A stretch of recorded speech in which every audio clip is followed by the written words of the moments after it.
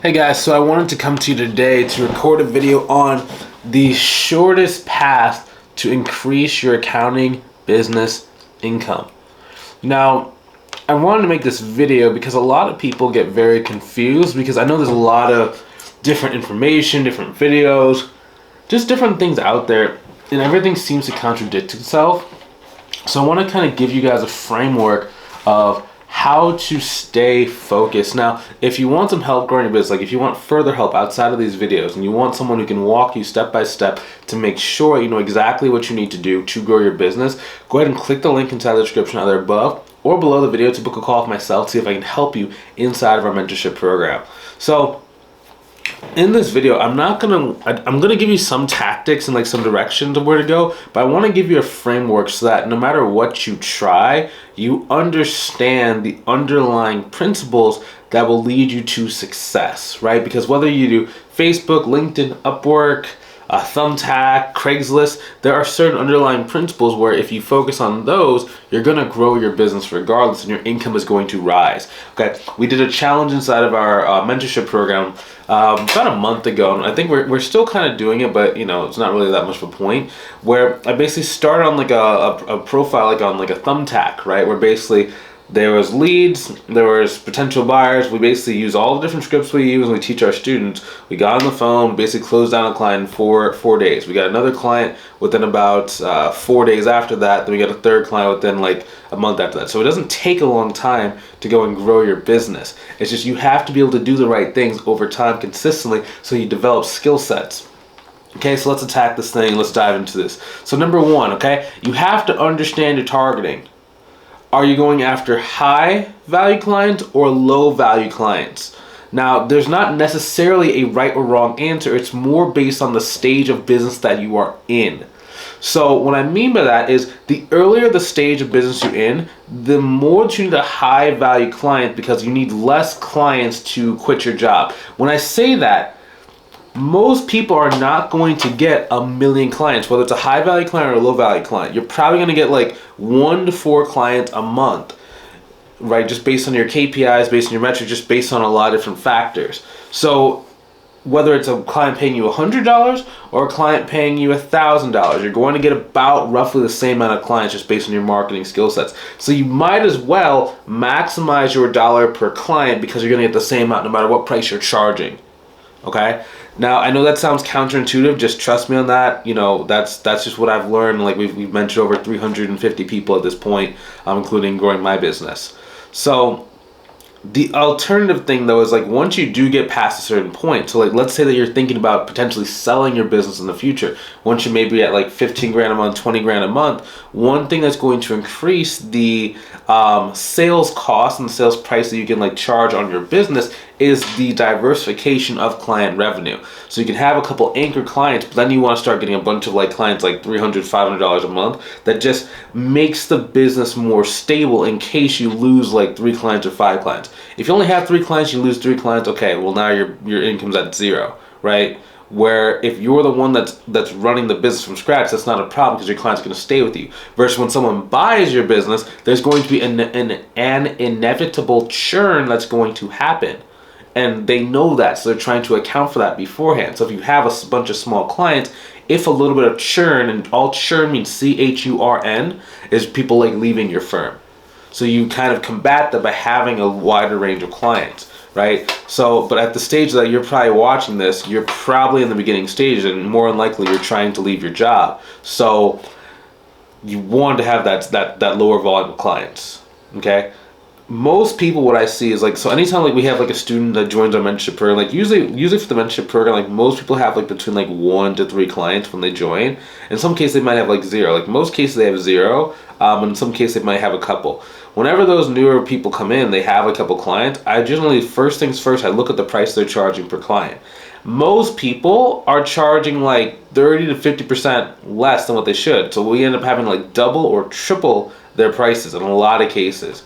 Okay, like for example, one of our students, Arniel, when he came in, like the first thing it says, hey, put all of your past leads on a spreadsheet. Put all of your current clients in a spreadsheet. I want to see leads to greatest. Okay, I want to also see like what I know you have a flat rate, but like how much you're actually making per hour, and then what are your labor costs. So we're looking at there first, because if we can just fix your pricing, we can grow the business a lot faster without necessarily having to do quite as much marketing or quite as much sale. Right? Because if you're going after higher value clients, in my opinion, higher value clients can be easier to actually get to sign up with you for your prices. Now, the reason why is because they know what they're going for, they know what they're needing, and they've already like hired people in the past. You're not their first hire. So they're more used to spending money than someone that's maybe like a smaller type of client. Okay? Next thing, identifying who the high ticket clients are. So once you've kind of identified that you want to go after high ticket clients, okay, you have to start learning how to research and identify who high potential clients are. So number one, okay, I'm always thinking about what is their revenue, because in a lot of cases, revenue is going to kind of follow and predict the transactional volume. So if you're doing like bookkeeping services, generally you're pricing based on transactional volume, how much time it's going to take, what are your labor costs. You're also going to be doing complexity of the work and doing additional services, right? So that's already 5 factors. There's really 7 to 8 factors that you can use, but these are like the 5 most important ones. Just because again, I'm trying to keep it simple. So to like in its simplest form, okay, I would not price a client out like this, but I can kind of predict whether someone is worth my time, and I can get a range of what they're going to pay me by taking 1% of their revenue. Okay, so again, I do not like pricing based on 1%. Some people like they try and price out the client based on 1%, but there could be like idiosyncrasies, different industries have different things. But I'm just thinking about like what is someone willing and able to pay in a lot of cases. So let's say it's $1 million client. I know it's going to be between $950 to about $1,500 per month, give or take. Okay, so again, just targeting clients that can afford higher price points is just way better for your business in the beginning. Okay, just kind of remember that. Now I'm also looking for, there's three different types of companies I'm going to be looking for. Just to keep it simple, I'm looking for an industry or a type of business owner that already has contractors and / or employees. I never want to be someone's first contractor. I never want to be someone's first employee, right? The first is always the worst. First is always the worst, right? That goes both ways. Your first client might be your worst client, as well as boom, boom, boom, boom. Oh, this camera got an error. 1 second. So that's interesting. So I have to reinsert the memory card.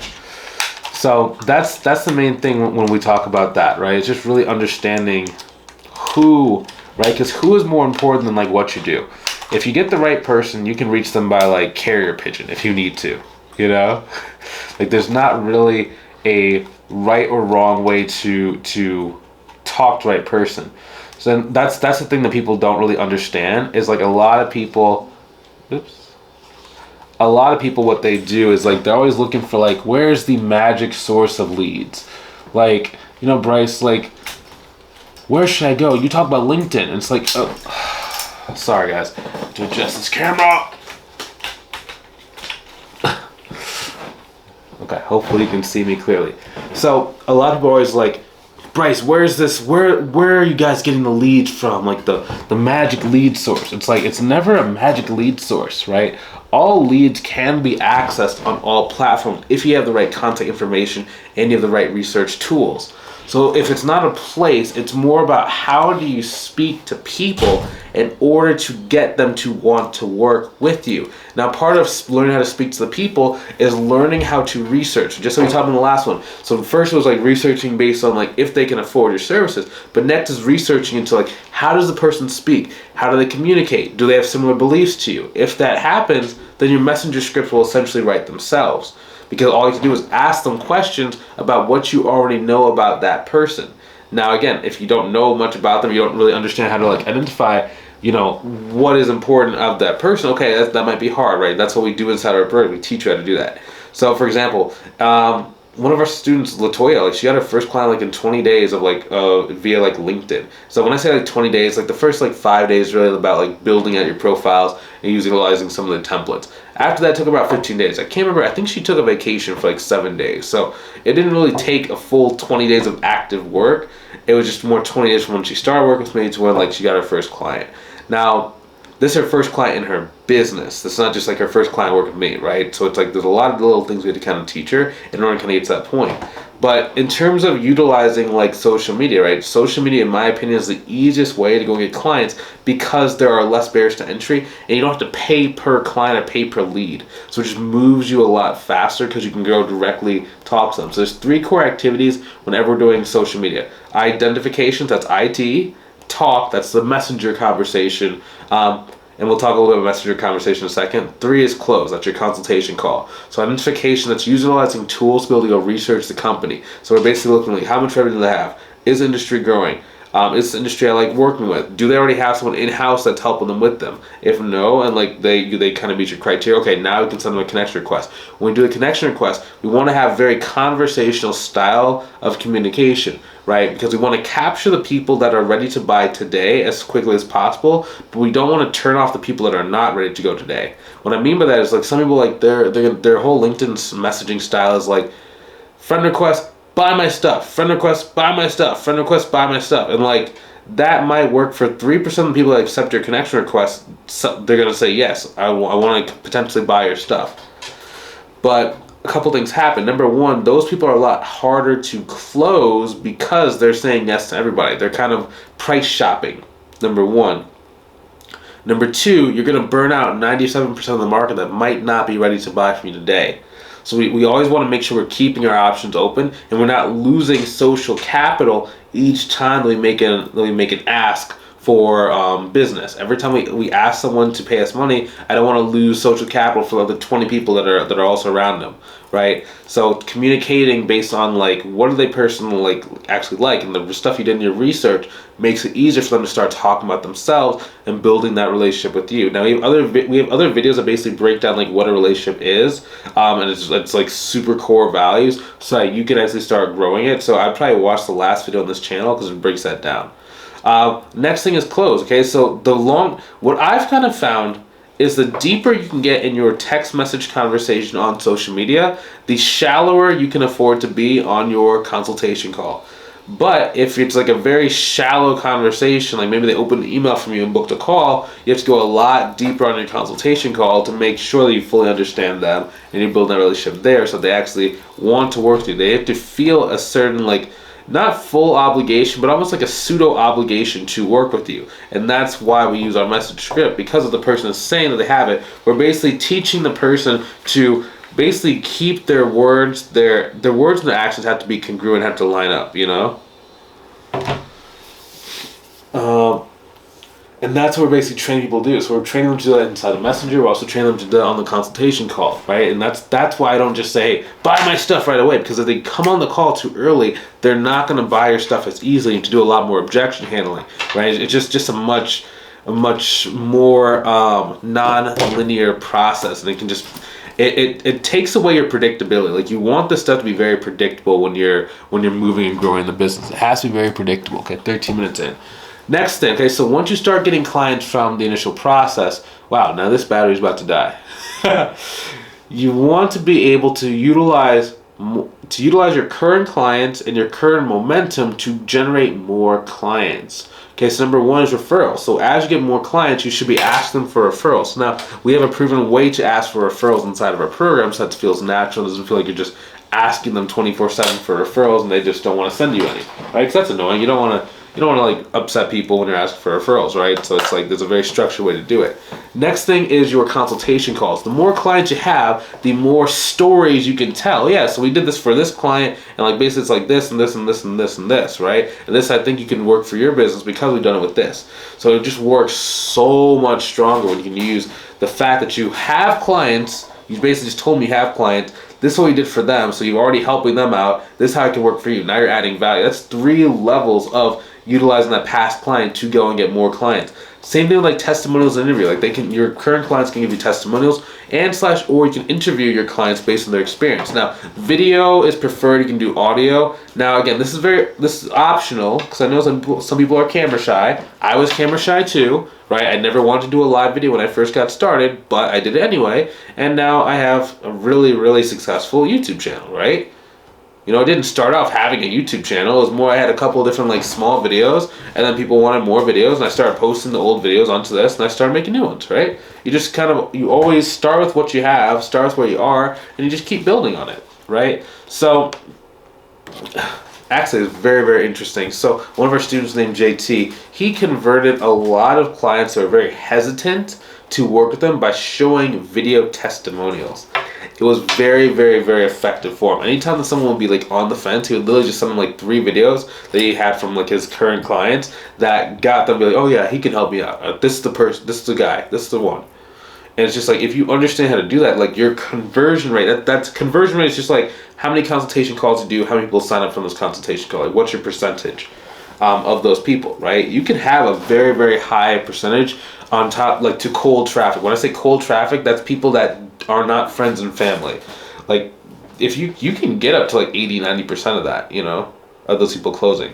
Like there's certain students, like one of our students, Shannon, like if she doesn't close a sale, like if someone comes on the phone and does not buy from her, it's actually very shocking, right? Because of the fact that like she has so much social proof, she has so many referral partners, she has so many like people that she can get references and testimonials from, and they can even call like her current clients if they have like a question, right? So it's like the more and more this like social proof and this like just like baseline